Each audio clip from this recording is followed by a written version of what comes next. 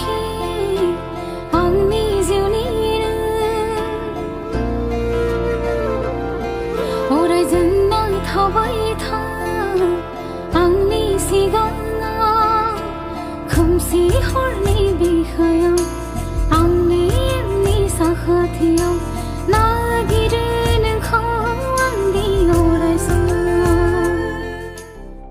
Hello लोगोफोर, नोंथांमोनखौ आरोबाव आंनि बे गुबुन मोनसे भिडिअ बरायहरबावबाय। आसा खालामो नोंथांमोना भिडिअखौ मोजां मोनगोन। भिडिअखौ जुदि मोजां मोनोब्ला अननानै चेनेलखौ साबस्क्राइब आरो लाइक खालामना बेलनि अल नटिफिकेसनखौबो अल प्रेस खालामना ला, जाहाथे आंनि गोदान गोदान भिडिअनि नटिफिकेसनफोरा नोंथांनाव सिगांग्रो नुजायो।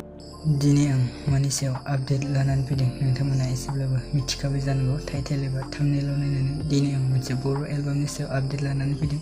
बे बर' एलबामनि टाइटेलानो जाहैबाय अराय सम।